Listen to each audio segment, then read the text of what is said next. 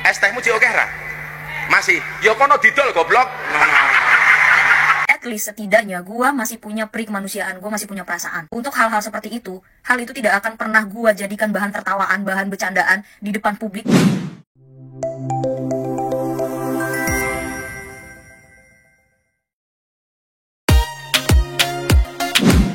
Reaksi Gus Miftah usai hina pedagang es teh viral. Di media sosial begini nasibnya sekarang. Sebelum kita lanjut, terima kasih yang sudah menonton dan subscribe Fakta Populer. Semoga selalu dilancarkan rezekinya dan selalu diberi kesehatan. Jangan lupa like dan tulis pendapat kalian di kolom komentar ya. Pendakwah dan tokoh agama Gus Miftah baru-baru ini menjadi sorotan publik setelah tindakannya saat kegiatan dakwah dianggap tidak pantas yang mengejek dan menertawakan seorang penjual es teh keliling dengan ucapan yang menuai kecaman. Banyak yang merasa bahwa kalimat tersebut sangat tidak pantas. Tidak hanya karena mengandung hinaan, tetapi juga karena melukai perasaan penjual es teh yang sedang berjualan. Reaksi penjual tersebut yang sempat tersenyum, namun kemudian murung, semakin memperburuk pandangan publik terhadap insiden tersebut. Gus Miftah yang dikenal sebagai utusan khusus Presiden dalam bidang kerukunan beragama dan pembinaan sarana keagamaan seharusnya menjadi contoh bagi masyarakat, terutama dalam hal menjaga sikap dan tutur kata. Banyak pihak yang menganggap bahwa tindakan ini bertentangan dengan ajaran agama Islam yang mengajarkan adab yang baik dalam berinteraksi dengan sesama, terlebih dengan mereka yang bekerja keras untuk mencari nafkah. Gimana kalau menurut kalian, gengs? Tulis pendapat kalian di kolom komentar ya. Masih. Ya kono didol goblok. Okon borong. Okon borong. Es tehmu cik oke ra? Masih. Ya kono didol goblok.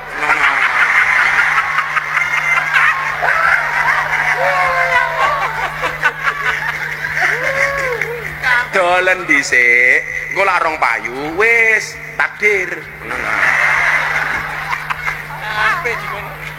Jadi ana cerita tasawuf niku, ana bakul es karo bakul bakso niku jejer.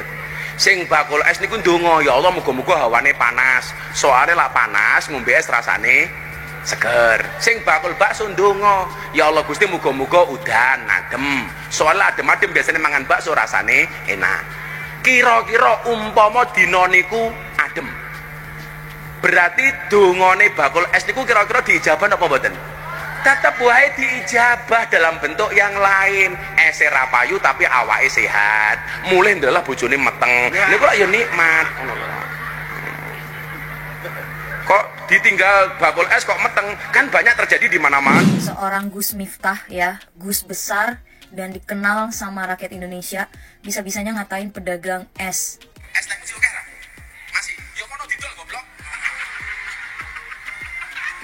Jujur gue bukan orang yang paham agama banget. Jujur gue makhluk manusia yang jauh dari kata suci dan sempurna. Gue juga bukan orang yang berintelektual tinggi banget gitu, enggak. But at least setidaknya gue masih punya kemanusiaan, gue masih punya perasaan. Untuk hal-hal seperti itu, hal itu tidak akan pernah gue jadikan bahan tertawaan, bahan bercandaan di depan publik, di halayak ramai, bahkan sampai ditertawakan sama para penonton-penontonnya juga. Itu yang ketawa kenceng banget sebelahnya Gus Miftah pakai kacamata itu siapa ya? Kok dia bahagia banget sepertinya seorang pedagang ya dihina oleh Gus Miftah. Kok ketawanya terbahak-bahak banget gitu. Terus sebelahnya yang satunya lagi juga, itu bukannya anak Habib kah? Itulah pentingnya adab, etika sebelum ilmu. Ilmu itu bisa dibeli, tapi adab itu tidak bisa dibeli. Dolen dhisik, engko lak rong payu wis takdir. Lucu ya? Lucunya di mana? Lucunya di mana? Jualin dulu, kalau nggak laku ya udah takdir. Apakah seperti itu bercandaan seorang Gus? Mungkin kalau itu bercandaan gue lontarkan ke temen gue gitu, temen bestie gitu, temen deket gitu, mungkin bisa diwajarkan, mungkin bisa dimaklumi. Tapi ini seorang pedagang yang kita nggak tahu, mungkin dia kerja dari pagi sampai malam, hujan-hujanan, panas-panasan, hujan-hujanan, panas-panasan untuk anak dan istrinya, tiba-tiba dikatain sama seorang Gus besar. Gue bener-bener gak habis pikir. Dan Gus Miftah ini adalah salah satu kabinetnya Bapak Presiden Prabowo Subianto.